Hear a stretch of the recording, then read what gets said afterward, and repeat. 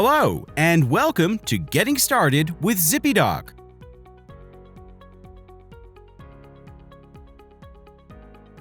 The first step in analyzing data with ZIPPYDOC is adding a data table to a ZIPPYDOC flow. You can do this by either uploading your data table to ZIPPYDOC or by downloading a data table already present in ZIPPYDOC. In this case, we will upload our data table by clicking the Upload Table button. We can then add a table name. In this case, we will name it Data and then click Save Table. Adding a data table to ZIPPYDOC creates a new flow. You can rename the flow by clicking on it and selecting Rename Flow. In this case, we will name it Store Data. A flow is a collection of data tables and data operations in ZIPPYDOC. You can see that the data table is mapped to the Store Data flow. In this manner, we can add multiple tables to a flow and carry out analysis on one or all of them together.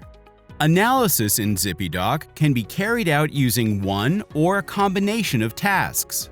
Tasks help organize, connect, and analyze data. ZIPPYDOC comes preloaded with a large list of tasks, and new ones get added all the time. In this example, we want to know the average price of a sales entry. We can find this using the Sum Up task. We can add the Sum Up task to this flow by clicking the Select Task button and choosing the Sum Up task from the available list of options. The task has now been added to the flow, and we can update the description of the task. It's always a good idea to briefly describe what a task is doing. In this case, we'll type in average price. We can then start entering the parameters by clicking the Parameter tab. The first pane in the Parameter tab is Select Input Table. In this case, we will select Data. The next pane is Add Actions. In Column, we will select Price. In Action, we will select Mathematics. In Action Type, we will select Average.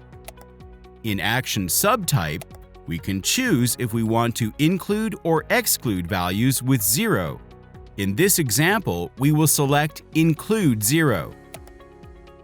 And in Output Column Name, we will type Average.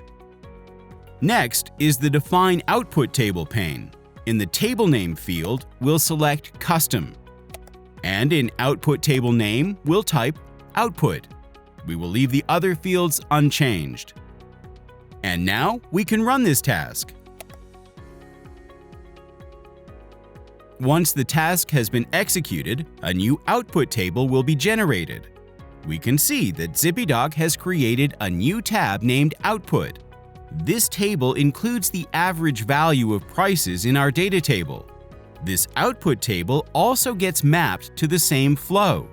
With ZIPPYDOC, all input tables, data connections, and analysis are mapped within the same flow. This makes it easy to organize all your data analysis and helps you review, revise, and expand your analysis.